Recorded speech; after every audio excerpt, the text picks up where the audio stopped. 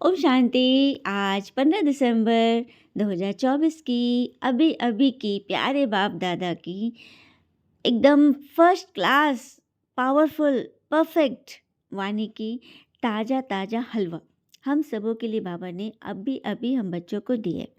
उसकी रात्रि क्लास की मीठी सी मंथन है। तो आज बाबा हम सभी बच्चों को बेफिक्र बादशाह के रूप में देख रहे हैं। वो हमें देखना भी चाहते हैं, जो कि आप सारे कल्प में इस समय ही हो। बेफिक्र बादशाह हम सारे कल्प में अभी ही हैं। हर कर्म करते बेफिक्र, यहाँ तक कि नींद भी बेफिक्री में ही लेते हैं। आप बेफिक्र बादशाह अर्थात स्व पर राज करने वाले, अपनी कर्मेंद्रियों भी कंट्रोल में हो। तो सब फिक्र बाबा को दे दिए, बोझ मत रखो तो अमूल्य जीवन हो जाएगा। बाबा हमारा बोझ लेने आ जाए हैं, सारी फिक्र लेने आए हैं और हमें बोल रहे हैं कि कोई भी फिक्र मत रखो, अमूल्य जीवन तब नहीं बनेगा। बोझ रखोगे तो अमूल्य जीवन कैसे बनेगा? जिनके सिर पर पवित्रता का लाइट का ताज हो तो वो सदा चमकते रहेगा। पर अगर फिक्र करते तो बोझ होती तो सर पे टोकरी नहीं तो ताज क्या पसंद है। अगर फिक्र करेंगे तो सर पे बोझ के टोकरी होगा, फिक्र की टोकरी होगी। और अगर फिक्र नहीं करेंगे, बेफिक्र बादशाह रहेंगे तो ताज रहेगा। तो बाबा पूछ रहे तो क्या पसंद है? बोलो डबल ताज ना। तभी तो आपके जड़ चित्रों में भी डबल ताज दिखाते हैं। एक है हीरे माणिक का ताज मुकुट और दूसरा है पवित्रता का ताज। फिर बाबा ने इसका कंट्रास्ट बताए कि द्वापर से लेकर तुम राजे महाराजे तो बहुत बार बने, कितनी बार जन्म में आए, तो उसमें सिंगल ताज ही था, परंतु डबल ताज पवित्रता का ताज तो अभी अभी मिला है। तो आप सभी वाह वाह बच्चे हो ना। बाबा फिर से वाह वाह के गीत गा रहे, वाह बच्चे वाह। फिर बाबा कह रहे तो हाथ उठाओ, जो समझते हो अपने को कि वाह बच्चे हो वो हाथ उठाओ। फिर बाबा बेफिक्र बनने की सहज विधि भी बताते हैं। अब चलिए विधि सुनते हैं आराम से। क्या करना है? सिर्फ एक शब्द को कन्वर्ट कर देना है, मेरे को तेरा बना देना, अर्थात मैं को ते। तो परिवर्तन कर लिया है ना, नहीं किया तो कर लो, नहीं तो माया का दास बन जाएंगे। और दास बनने से फिर क्या होगा पता है? उदासी आ जाएगी। हम कैसे उदास हो जाते हैं पता है? भगवान जब हमें देते रहते हैं तो बहुत खुश होते हैं, लेकिन थोड़ा सा भी भगवान देरी करते हैं ना, बस फिर देखिए क्या होता है। ये प्रसंग हमें बहुत अच्छे से समझा देगा, एकदम अंदर रोम रोम में समझ जाएंगे, नस नस से। तो एक आदमी जब भी दफ्तर से वापस आता था तो कुत्ते के प्यारे पिल्ले रोज़ उसके पास आ जाते थे। वही रोड साइड वाले घेर लेते थे, क्योंकि वह रोज़ उन्हें बिस्किट देता था। और कभी 4, कभी 5, कभी 6 पिल्ले रोज़ आ जाते थे और रोज़ उन्हें पार्ले बिस्किट या ब्रेड खिलाता था। एक रात जब दफ्तर से उसको वो थोड़ी देर हो गई थी तो पिल्लों ने उसे घेर लिया, लेकिन उसने देखा कि घर में बिस्किट और ब्रेड दोनों ख़त्म हो गए। रात भी काफ़ी हो गई थी, उस वक्त दुकान भी खुला होना उनका मुश्किल था। सभी पिल्ले बिस्किट का इंतज़ार करने लगे। उसने सोचा कोई बात नहीं, कल खिला दूंगा, और यह सोचकर उसने दरवाज़ा बंद कर दिया। पिल्ले अभी बाहर उसका इंतज़ार कर रहे थे। ये देखकर उसका मन विचलित हो गया। तभी उसने खिड़की से देखा कि पिल्ले अभी भी थे। तभी उसे याद आया कि घर में मेहमान आए थे जिनके लिए वो काजू बादाम वाले बिस्किट लाया था। उसने फटाफट डब्बा खोला और उसमें सिर्फ 7-8 बिस्किट थे। उसके मन में ख्याल आया कि इतने से तो कुछ नहीं होगा, एक का भी पेट नहीं भरेगा।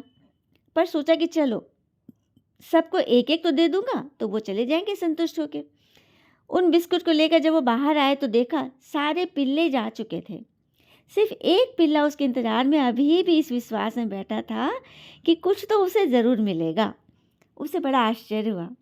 उसने वो सारे बिस्किट उस एक पिल्ले के सामने रख दिए और वो पिल्ला बड़ा खुशी से पेट भरकर खाया और फिर चला गया। बाद में उस आदमी ने सोचा कि हम मनुष्यों के साथ भी तो यही होता है ना। जब तक ईश्वर हमें देते रहते हैं तब तक तो हम खुश रहते हैं, उनकी भक्ति करते और उनको फल फूल चढ़ाते। हाँ, लेकिन जब भगवान जरा से भी देर, उनकी कृपा में देरी होती तो हम उसकी भक्ति पर संदेह करने लगते, हमारा निश्चय ही डोल जाता और दूसरी तरफ कहीं और भटक जाते। हाँ, जो उस पर विश्वास बनाए रखता है उसी को उनके विश्वास का फल मिलता है। सुना? जिस प्रकार उस छोटे से डॉगी ने किया। इसीलिए अपने प्रभु पर, अपने बाबा पर विश्वास बनाए रखें। अपने विश्वास को किसी भी परिस्थिति में डिगने न दें। अगर देर हो रही है, इसका मतलब है प्रभु आपके लिए कुछ अच्छा करने में लगे हैं, महल बनाने में लगे हुए हैं। है ना बड़ी बात? तो बस बाबा हमसे यही बोलते कि उदास मत हो। थोड़ा भी देर हो रहा है तो उदास होगे तो माया के दास बन जाओगे। फिर माया क्या करेगी? लो हाथ में मत उठाओ, ठीक है? फिर बाबा कहते हैं आप तो माया जीत हो ना, माया के दास नहीं। तो उदासी को कभी कभी टेस्ट कर लेते हो ना। क्यों टेस्ट करते हो, क्यों चखते हो उदासी को? अब बाबा उसका भी कारण बता रहे, क्योंकि 63 जन्म से आदत पड़ी हुई थी ना, तभी तो वो इमर्ज हो जाता है, वापस से आ जाता है फिर से। तो सब दे दिए हो ना कि कोने में रख लिए हो? फिक्र दे दिए, उदासी दे दिए हो ना सब कि कोने में रखे हो? अभी भी दे दो, नहीं दिए हो तो दे दो, अभी भी आदत पड़ी हुई है ना। तो लाइट अच्छा कि बोझ अच्छा? फिर बाबा पूछ रहे हैं हल्कापन अच्छा है कि बोझ अच्छा है? तो अमृत वेले चेक करना, सब कॉन्शियस माइंड में भी कोई बोझ तो नहीं है। तो बाबा विशेष होमवर्क हमें दे रहे हैं कि अमृत वेले चेक करना, साथ ही चेंज भी करना। सिर्फ चेक चेक चेक मत करना, चेंज भी करना। क्या चेंज करना है? मेरे को तेरे में बदल देना। फिर बाबा ने समय व स्वयं की रफ्तार चेक करने के लिए कहे। खुद की और समय की रफ्तार चेक करो। समय के साथ आगे नहीं बढ़ोगे तो समय आगे बढ़ जाएगा। तो क्या करना है? गाय की, जैसे गाय है, उसको पूंछ से पकड़ोगे तो आगे निकल जाएगी। आगे बढ़कर सींगों से पकड़ो, वही हमारा समय। समय को आगे बढ़कर पकड़ो, नहीं तो वो आगे भाग जाएगा। समय तो रुकता नहीं है ना। कई बच्चे समझते भी हैं कि अभी पुरुषार्थ भल ढीला है तो क्या होगा, अंत में तेज कर लेंगे। तो बाबा कहते हैं कि अभी भी अगर वही अभ्यास है ढीला पुरुषार्थ का, तो अंत में कैसे तेज होगा? अंत समय तो और या हाहाकार होगा, तो उसमें तो कुछ भी नहीं कर पाओगे। हाँ, तो वैसे ही पुरुषार्थ होने तो अब चलना नहीं है, मैंने ऐसा पुरुषार्थ नहीं चलेगा। तो अब चलना भी नहीं है, दौड़ना है। दौड़ना भी नहीं, हाई जंप लेना है। हाई जंप भी नहीं, अब उड़ते रहना है। मैंने हाई जंप से भी काम नहीं लगेगा, उड़ते रहना है। पंख तो मिले हैं ना उमंग उत्साह के, वह हिम्मत के पंख। और बाबा का वरदान भी है, 1 कदम आपका हिम्मत का और 1000 कदम बाबा की मदद। क्योंकि 63 जन्म भटकते भटकते मेहनत करते तो थक गए हो ना। थक गए हो ना। इसीलिए बाबा हमें हर भटकन अटकने से बचाने के लिए कह रहे हैं, तुम्हारे पास तो 3 तख्त के मालिक हैं। तुम तो 3 तख्त के मालिक हो। हाँ, 3 तख्त जानते हो ना, अकाल तख्त, बाबा का दिल तख्त और भविष्य विश्व राज तख्त नशीन। सुना? ये 3 तख्त हमें क्या है? एक तो आत्मा का अकाल तख्त, दूसरा भगवान का दिल तख्त और तीसरा भविष्य विश्व राज तख्त नसीम। तो तख्त कभी मत छोड़ना। देह भान में आए अर्थात मिट्टी में आए। सुना? देह भान में अगर आ गए तो समझो कि मिट्टी में आ गए, क्योंकि ये देह मिट्टी ही तो है, मिट्टी से तो बना है ना ये शरीर। तो फिर बाबा ने सबों के अब चार्ट देखे कि पूछ रहे बाबा कि चारों ही सब्जेक्ट में कौन कौन कहाँ तक पहुँचे हो। फिर बाबा ने हर एक बच्चों को जो खजाने दिए, वे सब खजाने कितना जमा किए, क्योंकि बाबा ने सभी को बराबर ही खजाने दिए ना, किसी को कम जास्ती तो नहीं दिए ना।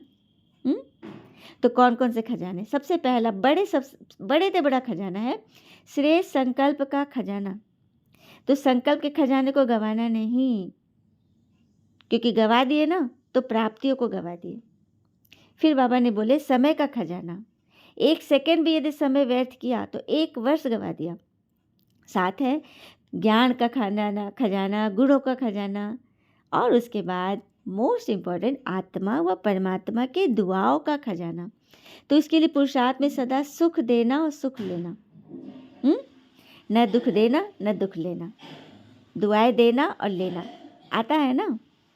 तो हाथ उठाओ, जिसे देना लेना आता है वो हाथ उठाओ।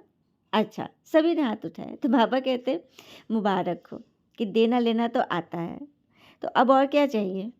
अच्छा, फिर बाबा ने बोला अगर कोई बद्दुआ दे तो क्या करेंगे? लेंगे नहीं ना। ले लिए तो क्या होगा? अंदर अपवित्रता आ गई ना। और अगर जरा भी डिफेक्ट हुआ तो परफेक्ट नहीं बन सकेंगे। अगर किसी की बद्दुआ रखी हो अपने पास संभाल के, तो उसे निकाल दो, दे दो मुझे, मैं आया हूँ लेने। कल से दुआएं देना और दुआएं लेना मंजूर है ना? पसंद है ना? करना ही है, लेकिन जो समझते हैं करना ही है वो हाथ उठाओ। तो बच्चों ने हाथ उठाए, लेकिन बाबा ने चुटकी की पहले लाइन वाले नहीं उठा रहे हैं। तो जहाँ जितने भी मेल मेंबर्स लोग थे, वो लोग मुस्कुराते हुए हाथ उठाए। तो बड़ा अच्छा सीन लगा कि बाबा किसी को नहीं छोड़ते। फिर बाबा ने कहे, चलो माना कभी बद्दुआ का प्रभाव पड़ भी गया तो उसे दुआएं में बदल दो, ख़त्म कर दो, फिर हिम्मत आ जाएगी। सुना? क्योंकि नुकसान तो आपका ही हुआ ना, वो तो बुरा बोलकर चला गया, परंतु जिसने बद्दुआ संभाल ली अपने भीतर, हृदय में रख लिया, वो ज़्यादा दुखी हुआ। तो दुख देने वाला भी दुखी होता है। बाबा बता रहे हैं, चलो जो बुरा बोला वो उसके जीवन में भी दुख आता है, पाप कमाया, परंतु वह तो अलबेला है, उसे आदत पड़ी हुई है ना, मजबूर है वो तो देकर हो सकता भूल भी गया, पर जिसने संभाल लिया स्वयं में बद्दुआ, वो जास्ती दुखी होता है। तभी बाबा की हर एक बच्चों से आस है, अब से दुआएं का खाता स्टॉक जमा करो, तभी तो द्वापर में आपके जड़ चित्रों से सर्व को दुआएं मिलेगी। दुआओं का स्टॉक जमा करो, दुआएं दो और दुआएं लो। तो राजा बच्चे हो ना, बाबा कहे मेरा हर एक बच्चा ही दरबार का श्रृंगार है। तो बहुत सुंदर, जोरदार ताली बजी। तो उड़ते रहना। फिर बाबा बच्चों के पत्र पर बता रहे थे। बाबा ने तो आज एकदम दिल जीत लिया। बाबा ने पत्र पे बोले कि बहुतों के पत्र आते हैं, तो मैं सबके पत्र ऐसे पढ़ता नहीं हूँ तुम लोग जैसे, बस एक एक लाइन पढ़ रहा हूँ। आप सबके पत्र मुझे मिलते रहते हैं। अब किन कैसे पत्र आते हैं बाबा के पास? बाबा ने कहे कैटेगरी बताई, किसी के प्यार के पत्र आते हैं, किसी के पुरुषार्थ के आते हैं, किसी के सेवा के, तो किसी के प्रॉमिसेस के पत्र भेजते रहते हो। बाबा ने आज पहली बार ये हृदय स्पर्शी राज खोले कि आपके पत्रों का पोस्ट ऑफिस मेरा दिल तख्त है। तो हम बच्चे जो बाबा को पत्र भेजते हैं, लिखते हैं रोज रात में बाबा को लेटर, वो लेटर का पोस्ट ऑफिस भगवान का दिल है। फील कीजिए कि आपने जो लेटर डाला पोस्ट ऑफिस में, तो छेद होता है ना पोस्ट बॉक्स में, हम भगवान के दिल में वो पत्र डाल रहे हैं और बाबा उसका बहुत बहुत बहुत जवाब देते हैं और उसका बहुत मान रखते हैं। यदि श्रद्धा से, भावना से अगर लेटर लिखी तो बाबा उसका तुरंत जवाब देते। और आज मुझे आत्मा का अनुभव हुआ कि जो लेटर मैंने लिखा था, बाबा ने उसका पूरा का पूरा जवाब दे दिया कि तुम्हारा पत्र मेरे पास पहुंच गया है, और वो काम हो गई। जानते हो बाबा क्या करते हैं? मैं अनुभव बता रही हूँ। आप कोई बात लिखते हो पत्र में, तो बाबा आपका काम खुद जाके नहीं करेगा, बाबा आपको हिम्मत दे देंगे, आपको इतनी हिम्मत दे देंगे कि आप अपना काम कर लोगे। आपको सेवा में इतनी हिम्मत मिल जाएगी कि आप बढ़ चढ़ के सेवा करोगे। तो ये होता है, भगवान हमें हिम्मत देते हैं, रास्ता बताते हैं, चलना तो हमारा काम है। फिर बाबा ने बच्चों को याद प्यार दी कि आप बेफिक्र बादशाह हो, तो सदा रूहानी फकूर में, नशे में रहने वाले श्रेष्ठ आत्माओं को, सदा प्राप्त हुए खजानों का बढ़ाने वाले तीव्र पुरुषार्थी आत्माओं को, तीनों तख्त पर सदैव विराजमान रहने वाले सेवाधारी बच्चों को बाप दादा का पदम पदम पदम गुना याद प्यार और नमस्ते। फिर हम बच्चों ने बाबा को नमस्ते किया।